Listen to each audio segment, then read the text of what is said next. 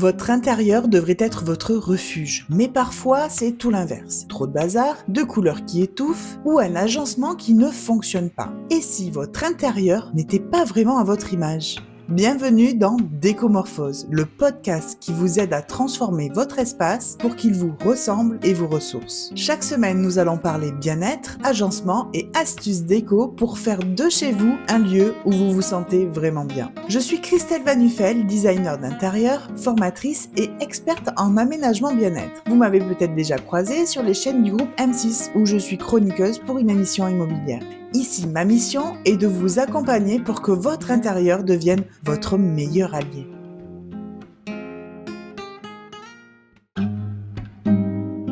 Cet épisode est sponsorisé par mamavillage.fr. Mamavillage, c'est la communauté girondine qui fait rayonner la parentalité. Une plateforme offrant une sélection rigoureuse de professionnels qualifiés, de proximité, pour faciliter le quotidien des futurs et jeunes parents. Aide à domicile, écoute, soutien parental, temps pour soi. Avec Mamavillage, faites le bon choix à coup sûr. Aujourd'hui, je vous invite à ouvrir non seulement les portes de votre maison, mais aussi celles de l'invisible. Mon invitée du jour, Audrey Rondeau, est énergéticienne et médium. Elle parle avec les âmes et elles lui répondent. Entre monde visible et monde subtil, Audrey fait le lien avec douceur et sagesse et un soupçon de magie. Elle nous rappelle que notre maison est le miroir de notre monde intérieur et que parfois, pour avancer dans la vie, il suffit de ranger un tiroir ou de libérer une émotion coincée depuis plus de 20 ans. Dans cet épisode, nous allons parler d'énergie, de mémoire des lieux, de rangement comme outil de transformation et de feng shui. Bref, préparez-vous à faire de la place, en vous, chez vous et peut-être dans votre cœur. Bonjour Audrey, est-ce que cette présentation te convient ? Bonjour Christelle, merci beaucoup pour tous ces mots, ça me touche énormément et je suis ravie d'être là parmi vous aujourd'hui.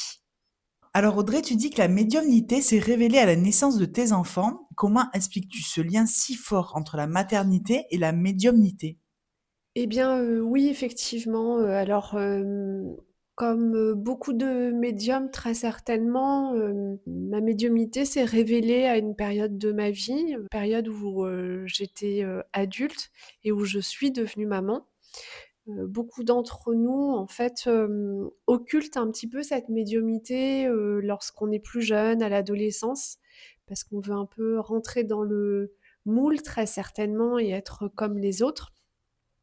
Et moi, en l'occurrence, cette médiumnité est de nouveau réapparue à la naissance de ma fille aînée, quelques années plus tard, après sa naissance.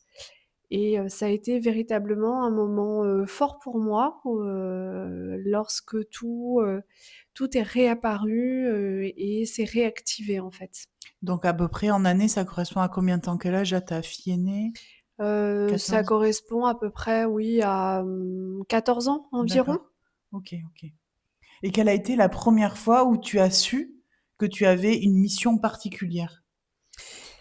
Eh bien, ça a été, je pense, après le décès d'une de mes tantes, qui m'était très chère.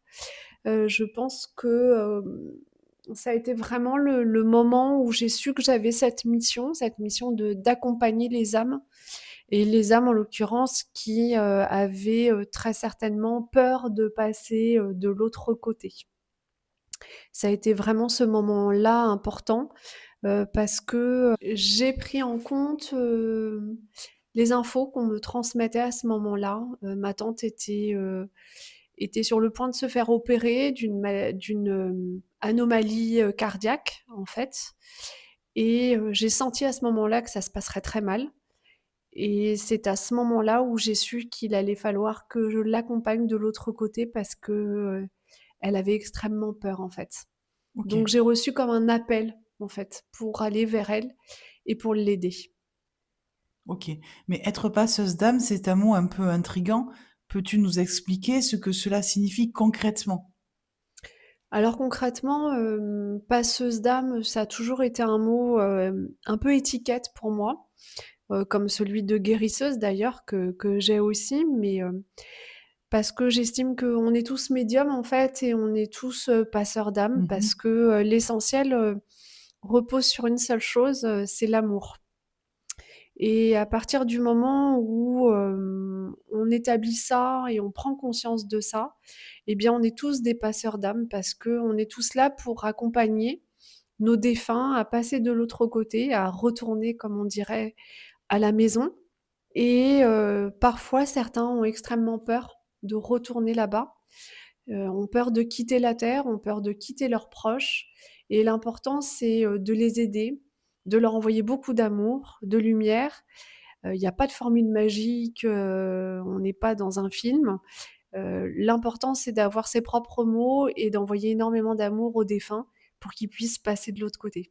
Et est-ce que ça t'arrive des fois qu'il y ait des défunts qui veulent pas passer de l'autre côté, qui insistent pour, Ah oui, oui, ouais, oui, il y a des défunts, qui, il faut rentrer, avec une sérieuse négociation d'accord. pour pouvoir, les accompagner parce que la mort a pu être soudaine et ils ont pas envie. Ils ont pas du tout envie Ils de acceptent partir. pas Ils peut-être? acceptent pas du Ouais. tout. Ils considèrent qu'ils ont encore beaucoup de choses à faire, beaucoup de choses à dire aussi Mmh. également à leurs proches. Donc il s'agit de les aider au maximum, et leur faire comprendre qu'il y a un moment donné, il va falloir y aller. Alors ça peut prendre plus de temps que prévu, parfois. Mmh. Certains restent d'ailleurs, hein, certains sont là un petit peu comme des âmes errantes, c'est leur choix.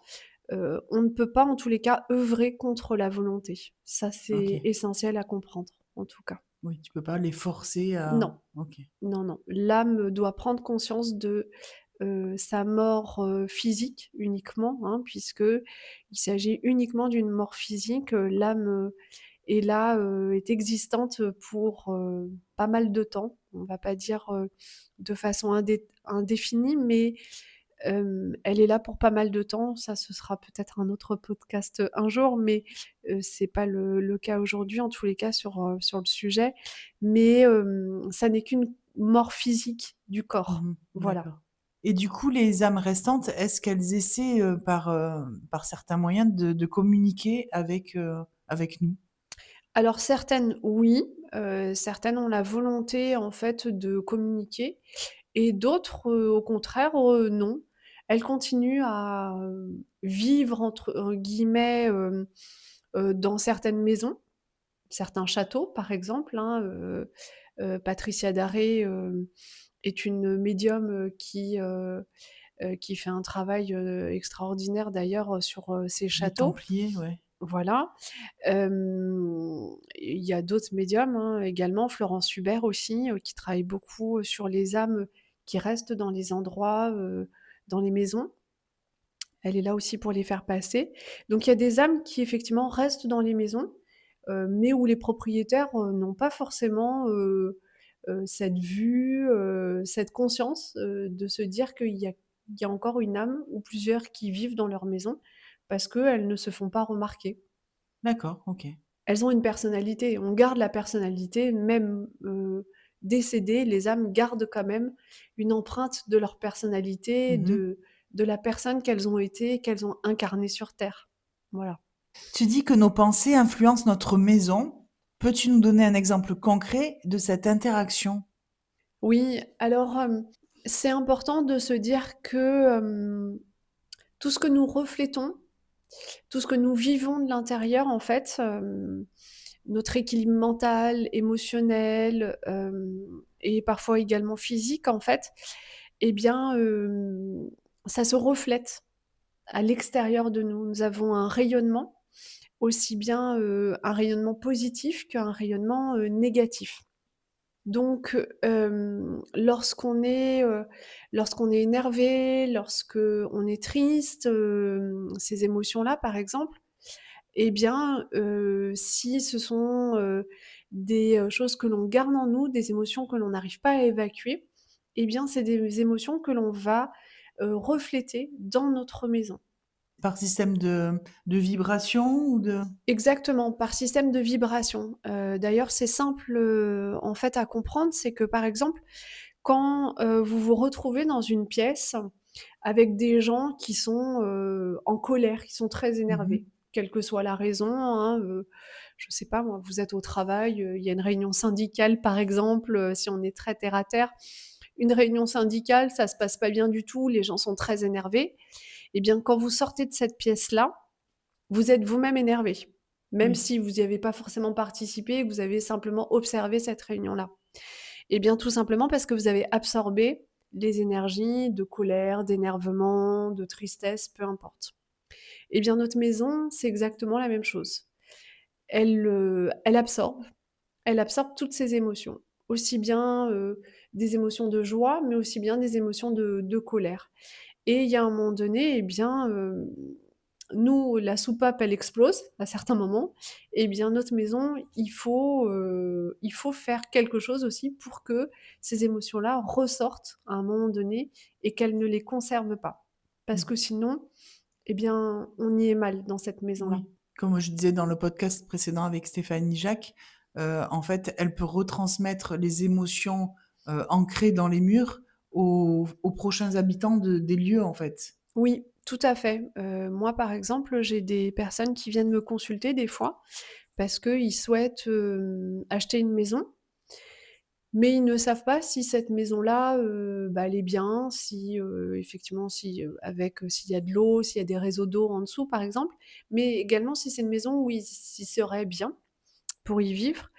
Eh bien, en observant la maison, les pièces, je peux voir si, par exemple, c'est une maison où, il y a eu beaucoup de disputes et où un nettoyage, vraiment important sera nécessaire.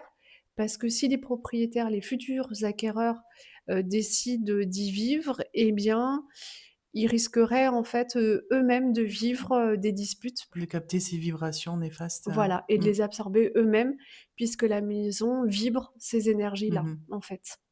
OK. Très bien. Comment peut-on rééquilibrer les énergies dans la maison et en soi? Et par où commencer? Eh bien, je dirais qu'en fait, voilà, ta question, elle est importante parce qu'elle est aussi bien sur soi que, que dans les murs, que sur les murs de la maison. Ça veut dire que j'ai toujours un peu cette image à dire que, lorsque vous faites le ménage, dans votre maison, que vous passez l'aspirateur, que vous nettoyez, par terre, si, derrière vous faites rentrer des gens qui ont les chaussures pleines de boue, votre ménage, pardon, aura été inefficace parce Mmh. que derrière ils vont ressalir avec les chaussures toutes sales. Et bien là, c'est exactement la même chose. On peut faire des nettoyages énergétiques de notre maison, ce qui est, quelque chose de très bien. Donc, il y a plusieurs pratiques qui peuvent se faire, mais, si on fait un nettoyage de sa maison, il est important aussi de ne pas recommencer, les mêmes erreurs. C'est-à-dire que si on est tout le temps dans des énergies de colère chez soi, le nettoyage qu'on aura fait à la maison aura été Tout inefficace. à fait, oui. Donc il y a aussi un travail sur soi à faire. Ça ne veut pas dire que on ne peut pas être dans la colère à certains moments, mais en tous les cas, on doit veiller à ce que on ne soit pas tout le temps dans la colère et on doit aussi libérer, les émotions. C'est par exemple le cas lorsqu'on fait, un nettoyage, un soin énergétique, hein, pour soi-même. Eh bien, ça permet aussi de libérer les émotions qui sont en nous. Donc c'est là où on peut venir te voir pour un soin énergétique pour, notre corps, en fait. Voilà, exactement. Donc, c'est bien de faire les 2 généralement. Effectivement, c'est de faire un soin énergétique pour soi-même, pour se libérer des émotions parce qu'on sait à quel point garder les émotions en soi, eh bien, ça a des conséquences Mmh. sur nos corps physiques, hein, sur nos organes. Puisque, pour faire, rapidement, un petit point sur ça, les émotions, on les garde principalement, sur la ligne des chakras et nos chakras, ils sont clairement reliés, en fait, à notre corps physique et à certains organes. Donc à un moment donné, si on garde trop les émotions en soi, eh bien, l'information va être transmise dans certains de nos organes et c'est là où on va avoir des symptômes, voire des maladies après. Donc c'est bien de travailler en amont là-dessus avant que notre corps physique soit, impacté par ça et c'est pour ça que les soins énergétiques sont importants à réaliser et une fois qu'on a fait ça, eh bien, c'est important aussi de nettoyer sa maison pour ne pas retourner dans un espace, qui a été altéré par des émotions. Oui, bien sûr, sinon c'est un cercle vicieux où à chaque fois d'accord. OK. Exactement, voilà, et le feng shui en est aussi un peu le Mmh. reflet, hein, c'est quelque chose que toi, c'est ton domaine à toi, hein, le feng shui. Moi, je suis absolument pas spécialisée là-dedans, mais le feng shui est là pour, recréer, un espace de bien-être justement dans sa maison. Tout à fait. Et donc selon toi, pourquoi le désordre dans la maison est-il souvent lié au désordre intérieur de la personne? Eh bien, parce que tout simplement, en fait, ce que l'on a à l'intérieur de soi est souvent le reflet de ce qu'il y a à l'extérieur de soi. Généralement, alors je ne veux pas en faire, non plus, une généralité, hein, bien entendu, mais les gens qui ont un désordre, dans leur propre habitation, hein, Mmh. qui ne sont pas très ordonnés, hein, qui laissent, les affaires un petit peu à droite, à Ou gauche, qui cumule, ou beaucoup qui d'objets, ouais. cumulent ou qui accumulent des Mmh. choses aussi, hein, ce sont des maladies aussi également. Eh bien, ce sont des personnes qui, à l'intérieur d'eux, hein, émotionnellement, mentalement, eh bien, qui ont aussi un propre désordre à régler, hein, voilà. Donc, c'est important que, eh bien, qu'ils puissent être accompagnés, et le désordre d'une maison peut aussi altérer énormément le bien-être d'une personne. C'est-à-dire que ça peut altérer son sommeil, ça peut altérer, sa perception de la vie également, sa perception des choses.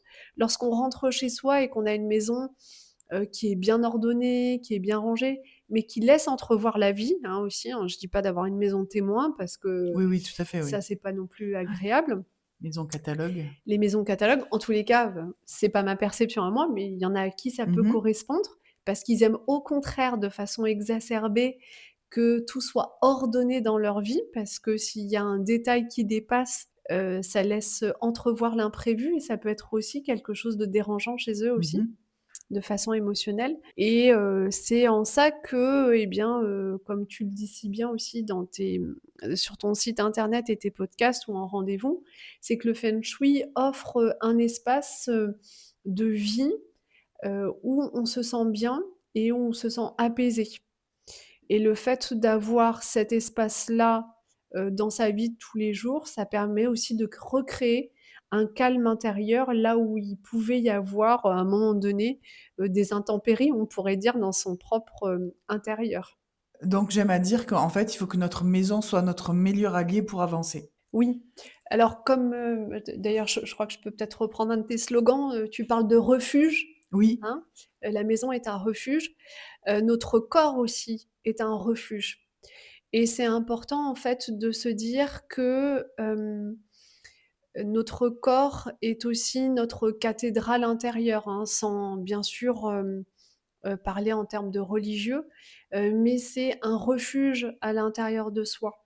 Là où on a un désordre, mental, émotionnel, la réponse à ce désordre, en fait, elle n'est qu'à l'intérieur de soi, et retrouver son calme intérieur, c'est aussi, être apaisé pour pouvoir continuer sa vie, et je pense qu'on ne peut, être qu'apaisé quand on a une maison qui est apaisée Tout à fait, également. oui. Tout à fait. Voilà. Donc là, on peut faire pour s'apaiser justement, on peut faire des séances de méditation, des choses ce que tu conseilles toi aussi justement sur ton site Oui, internet? oui, oui, également, moi je trouve que la méditation, alors, moi je prône pour une méditation extrêmement simple, hein, et quotidienne, mais courte, parce qu'il n'y a que dans cet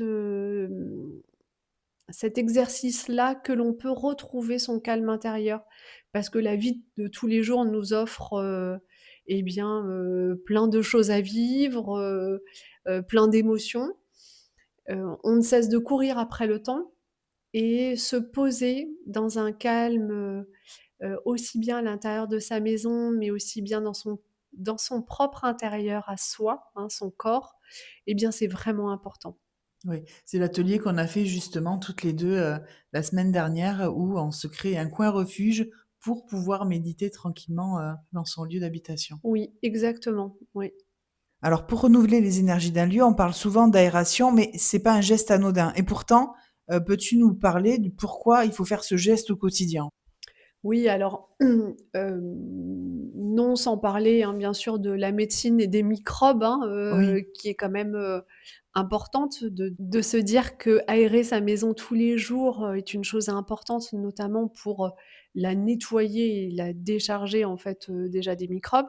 Mais c'est aussi important pour renouveler les énergies.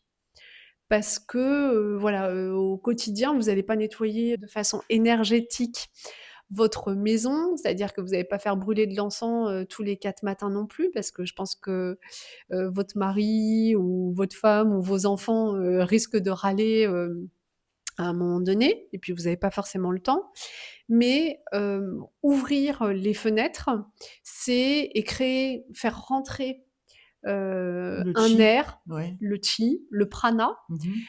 eh bien, c'est faire rentrer une nouvelle énergie, c'est aérer, faire circuler l'énergie dans sa maison et ça, c'est vraiment une bonne chose, notamment, quand il y a du soleil, hein. L'énergie du soleil est une énergie aussi guérisseuse et c'est important aussi de faire rentrer les rayons du soleil dans sa maison. Alors je dis pas qu'on doit aérer sa maison, uniquement quand il y a du soleil. Il y a des régions où ça serait vraiment compliqué, mais tous les jours, ne serait-ce que 10 minutes, c'est bien d'aérer sa maison pour renouveler l'énergie. C'est ce que je dis souvent dans mes rapports de feng shui, c'est d'aérer, la maison le matin pour faire entrer le chi, pour faire circuler le chi et le soir également pour faire partie surtout dans les bureaux, pour faire partie toutes ces énergies qu'on a eues dans toute la journée, où on s'est, fâché au téléphone, où on a eu des complications, voilà, de refaire partir ces énergies.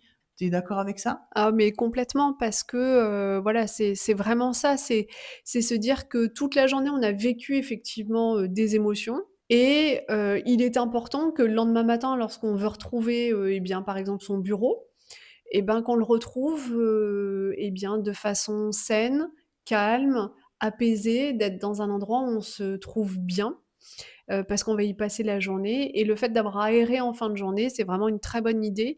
Et bien, on aura enlevé toutes ces énergies au lieu de les laisser stagnantes, toute la nuit et on sait à quel point aussi, plus les énergies stagnent et plus en fait elles se figent dans nos murs Mmh. et elles se figent particulièrement dans les coins des murs. Donc c'est important de voilà, au quotidien, d'aérer sa maison de façon très régulière et après, d'avoir, ce rituel un petit peu, de nettoyage énergétique. Alors moi, je dis pas que on doit prendre sa sauge et nettoyer toute sa maison complète parce que, la sauge, elle nettoie aussi, tout ce qui peut être positif dans une maison, donc ça peut être compliqué après de réinstaller. Oui, il y a une vraie technique dans le nettoyage Oui, énergétique. il y a quand même une technique, et il faut se dire aussi que notre maison, elle vit, elle accueille aussi des énergies, mais des énergies qui doivent rester dans notre maison. Mmh. On ne doit pas les faire partir, hein. Donc tout simplement, faire brûler un petit peu d'encens, ça suffit largement pour faire un léger, nettoyage énergétique. Je trouve que D'accord. c'est ce qu'il y a de mieux quand même. Comment faire entrer du neuf symboliquement et énergétiquement dans notre lieu de vie? Alors, je t'avouerai que moi, je j'ai pas forcément une technique, particulière, mais j'ai envie de te dire que j'ai un peu, l'envie, au fil des saisons, de changer des choses dans ma maison. Alors ça veut pas dire que je change toute la décoration de Oui, ma maison, pas du tout, il hein. faudra avoir un sacré budget. Faudrait avoir un sacré budget et en plus, je suis pas quelqu'un qui accumule la matière, Mmh. moi. Mais j'aime bien changer quelques petites choses, aussi bouger des meubles. Ça, c'est quelque Oui, chose c'est que je important peux aussi. faire, de façon, ponctuelle, c'est-à-dire peut-être 2 fois dans l'année, parce que je trouve que ça fait circuler de nouveau de l'énergie, Mmh. que mes meubles, retrouvent une nouvelle place à un autre endroit et changer des petits éléments de déco, ça évite aussi de se dire que les choses sont figées. Mmh.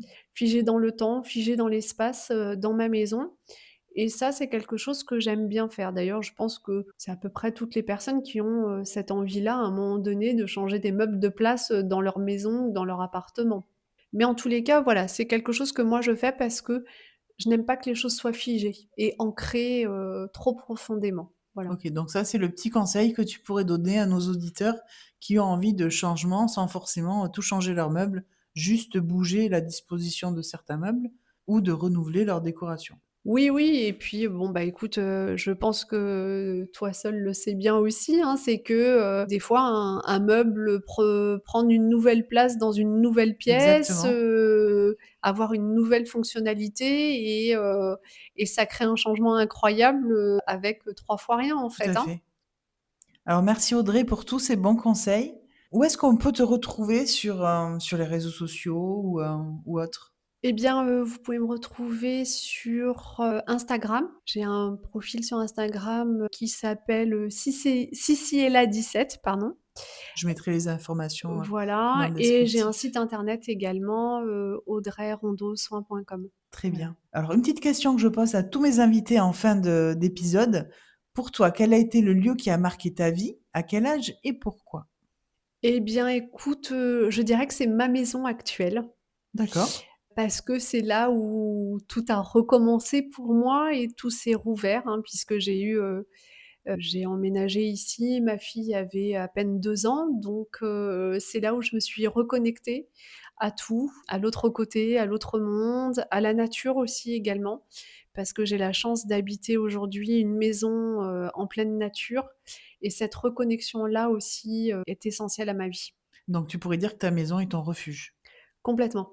Merci d'avoir pris ce temps pour ouvrir les portes de votre esprit et peut-être celles de votre intérieur.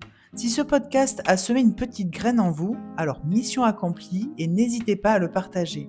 On se retrouve très bientôt pour un nouvel épisode de Décomorphose et d'ici là, n'oubliez pas, un intérieur qui respire, c'est un esprit qui se pose. À bientôt Audrey. À bientôt Christelle et merci beaucoup.